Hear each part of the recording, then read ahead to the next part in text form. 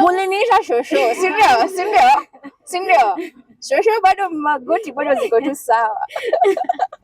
Hello everybody, once again welcome to our channels. My name is Vero Gitiha and today we are with this amazing legend. Yeah, hey, me, I don't want to say when I started listening to her songs because I was so young. Because she's but you never change. Oh my Honestly, you never gosh. change, Avril. I am fantastic. It's nice to meet you. Thank you so much. Thank you. So we have met here at the office of Mr. Dennis Itombe. Correct. And maybe you can tell us just a brief what was happening. Okay. So this has been a long time coming. We were invited so that we can have a first-hand information about what is going to be happening in the industry. In fact, already happening because I was just speaking to the DG eCitizen, and he told me that the rollout has already started. But basically, it's a broader, it's an expansion of the collection system that we have for royalties for artists and works of bodies of works. So what's happening to what happened today was the official launch of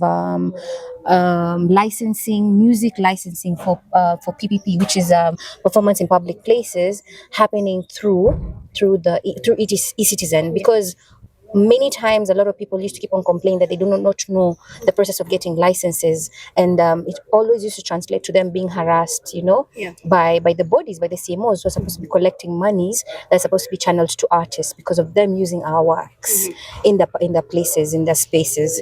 So at least the streamlining has happened finally. It's a portal. It's going to be in the portal where you can be able to immediately go and identify that this is where I can get my licensing. And further to that really helps us as artists, because they promised us that we're going to have dashboards where we can actually see the collection, because the biggest frustration is that we never knew. You're told, but you really do not know. And you have audited reports, but you really don't have confidence in what is being collected and what is being distributed. So at least now we have first-hand information about what is going to be collected. So it's a step in the right direction. I'm happy that it has happened in my lifetime, because this has been our fight for such a long time. Wasani wenye walikuwa nilipata waki-complain about the same thing, and now here I am. I'm so happy to be the artist who's actually seeing this, and hopefully seeing this for my child. Yeah. And when it comes to the CMOs, as you said earlier, about the harassment and everything, what's in it for them right now?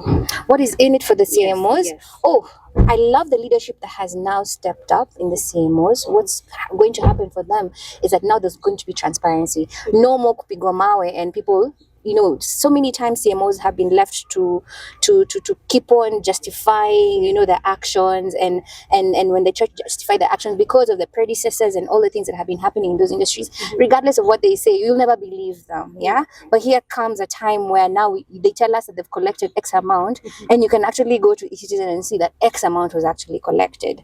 So it really will help them in terms of their credibility being upped, because gone are the days where you say something and people just believe it for face value. You have to provide facts, which they have been, but unfortunately we could never believe them, because if you have information only coming from one party, then that becomes a problem. Now we actually have a scientific collection or basically scientific reports that we can be able to see. Yeah.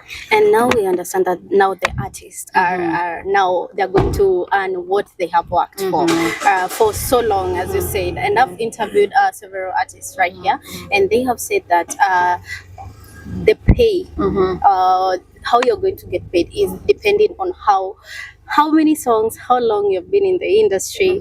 How does that work for the upcoming artists? That's actually a question that we threw out there. So what happens is that there are two types of distributions when it comes to CMOs. There's a general distribution, and that is what was put in so that we can be able to tackle the issue of what about this up and coming artist who does not have anything. So the general distribution is distributed as per the number of members who are in that CMO. So let's say, for instance, the 100 million that has been collected, 30% has gone back to the CMO in terms of administration and all this stuff. Then 70% now goes to the artist. On the 70%, again, there's a breakdown. Okay, there's money that goes to, you know, the artists who need support, like the older generation artists and such, it's about 10%.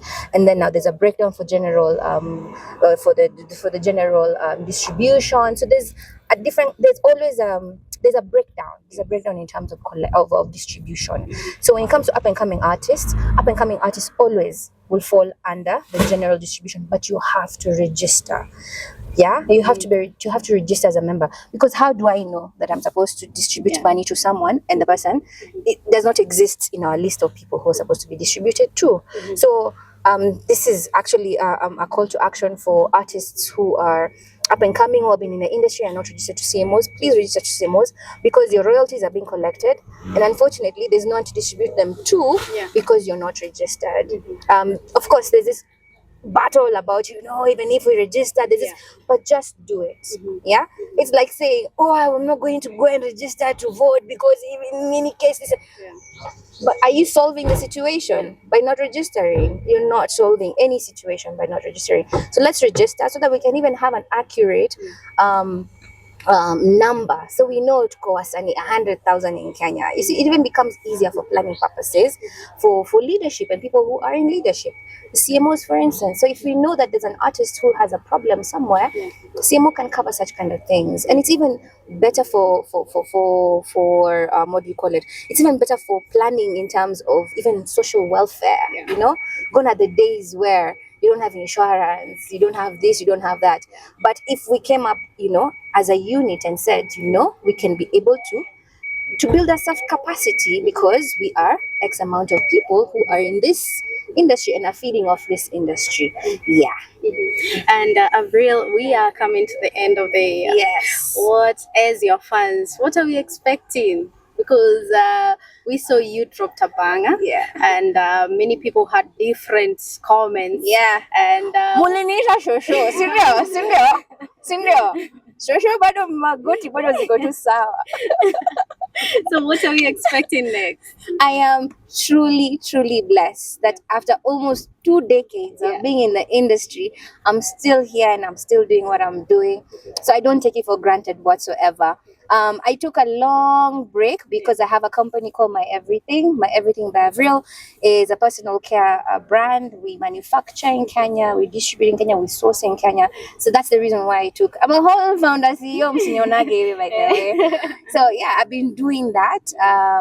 I took a break from music because I think that I wanted to also, you know, can only have one chapter in your book of life. You do different things, exciting things, and that has always been so exciting for me. So about the music industry, definitely coming back, especially now that the distributions are going to be making sense. It's nice because at the end of the day, why do we do what we do? Yes, there's purpose, but also the purpose has to be fed. Yeah. So I really hope that I'm going to come back in 2026 with a, you know, a massive body of work.